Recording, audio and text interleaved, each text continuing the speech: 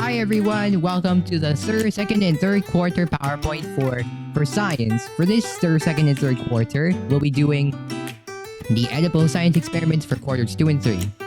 If you don't know, we're gonna be frying eggs and preserving fruit. Wait. Hang on, wait. Thanks, tech support.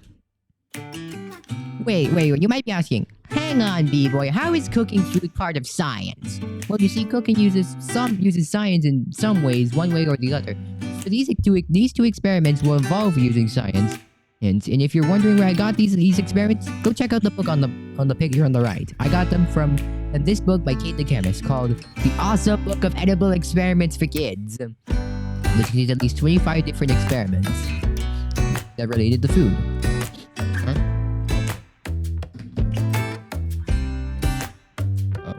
Real fast, gotta... There. Sorry, I had to get the thing moving because it wasn't moving at first. Now, let's start with experiment 1. What's the best way you fry an egg? Well, okay, you see, this first tasty experiment involves us trying to fry an egg. How sounds simple, right? Well, no, because actually I want this to be the best tasting egg I've ever had. So, in order to do this, we need to prep it correctly.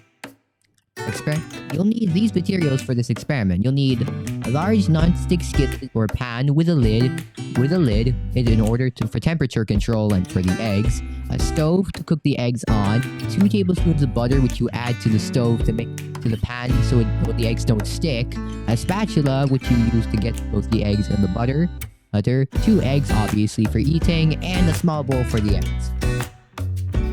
Now that we've asked ourselves our question, we go on to our hypotheses. There are 2 ways to fry an egg in this experiment. You can either do it as slowly or as fast as possible. I have a hypothesis that goes like this. It's obvious. My guess is both options will fry the egg, but I feel like the slow-cooked one will be tastier than the fast-cooked one. Or the slower procedure will make the egg in the slow procedure tastier, while the fast-cooked procedure will make the egg taste okay, but not as great as the first one. Here's what you gotta do in order for this experiment to go correctly. First, for both slow and fast-cooked procedures, heat the pan with medium heat for 3 to 5 minutes. When it's heated, add the butter to the pan to prevent the egg from sticking there. Use the spatula to coat the pan with the butter.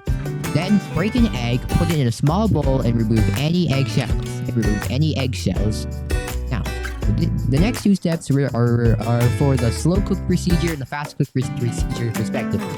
For step 2, it's for the slow-cooked procedure. Cook the egg for about 90 seconds, then reduce the heat to low and cook it for another 4 minutes.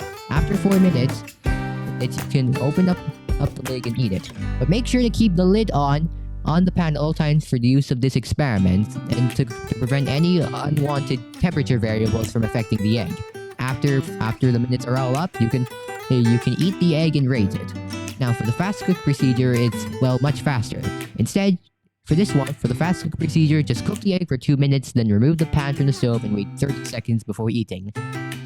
Keep the lid on until the egg is done cooling. Then you can eat it and rate it. Now let's see the procedures in action. Here's us heating up the frying pan, and sorry about the audio. And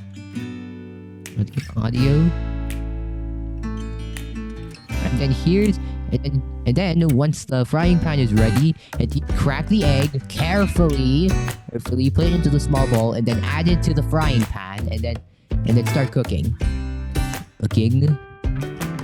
And if you do this correctly, you should have your eggs. Now, in conclusion, after trying both slow and fast-cooked eggs, I can confidently conclude that the slow-cooked egg tastes much better than the fast-cooked one.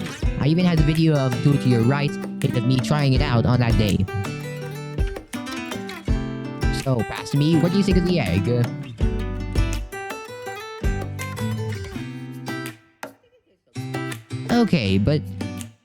Okay, but why does frying an egg more slowly make it taste better? You see, when you fry an egg, the protein molecules that are found within it start to change their shape from a folded position like this to an unfolded position.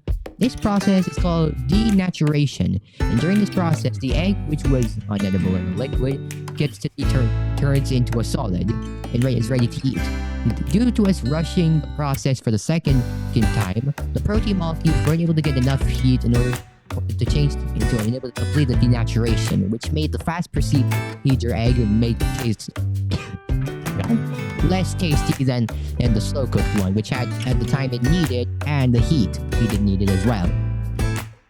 Now we move on to experiment 2. How do you keep your fruits from turning? Everyone loves fruits. For me, I love bananas, but there's just one problem. My fruits keep turning brown. So this makes them look not good and also taste terrible too. So this experiment will help us figure out what material can be used to prevent this browning situation.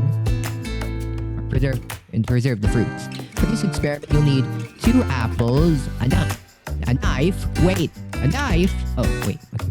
For the knife part, make sure for this experiment and the last experiment that you ask an adult to help you, because doing things like frying an egg over a stove and cutting apples with a knife can be pretty dangerous, so be careful. We have 4 small bowls to place the apple slices in, 2 lemons to add into one of the bowls, a cup of vinegar, disgusting in my opinion, kind of not taste disgusting, thing to add to one bowl, and a cup of orange juice to add to the last. For this experiment, we first need to cut the 2 apples into 8 slices per apple. Then put 4 slices into each bowl. We'll have 2 variables here. We have a dependent variable, which is the outcome of the apples and how fast they turn brown.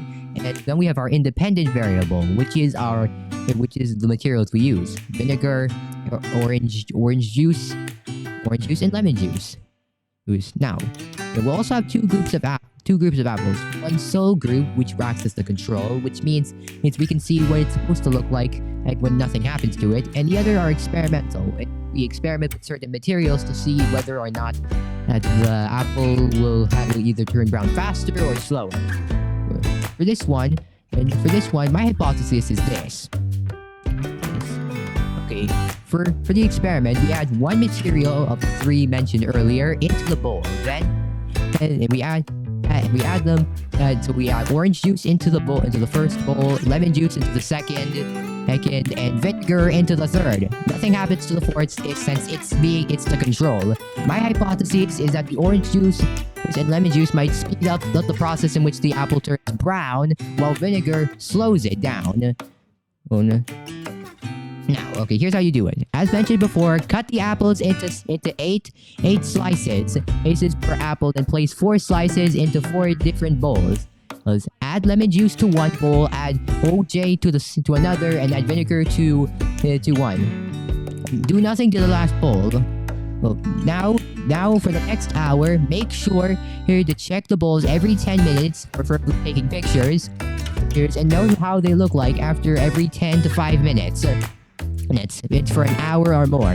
Then taste them and find out how they taste and look after a certain amount of time. Here's the procedure in action. Here's me cutting the apples. Wait. Excuse me, Paul. Make sure to put the apples into the bowls and add orange juice, lemon juice, and vinegar to each bowl. Make sure to add only 1 material into each bowl, except the last bowl, in which nothing will happen. Now, after an hour of examining the apples, I noticed that they mostly remained the same at first glance. But it turns out that out of all the apples, the orange juice apples were the ones that were the least brown of all 4 bowls of apples. So in conclusion, my hypothesis of vinegar speeding up the process and lemon juice and orange juice making orange juice and lemon juice speeding up the process and vinegar slowing down the process has been disproved, as it turns out the vinegar one was the one that looked the most brown out of the 3 experimental bowls. Okay, which is good because I don't like vinegar. But yeah, at the bottom you can also see what the apples look like at the beginning, and then the apples what they look like at the end. Okay, but now let's end this quarter with a question. Why do fruits turn brown? To understand why, we need to learn about a chemical reaction called oxidation. Oxidation is the chemical reaction that happens when a certain chemical element comes into contact with oxygen. This changes the chemical element into something else entirely. For fruits, they all have an element called phenol or phenols, that when it comes into contact with oxygen, it turns it into melanin. Melanin is a substance that's found in us humans that gives us our skin color. In this case, mine's brown. And so, when the oxygen hits the phenols in the fruits is affected by the oxygen, it starts changing into melanin, which starts producing the skin color of a human, brown, which is why fruits like apples and bananas turn brown. And with that, we now know why fruits turn brown. Nice. And with that inquiry finished, we've finished this PowerPoint. And thanks for watching, everyone. And I hope to see you guys at the next PowerPoint. Bye.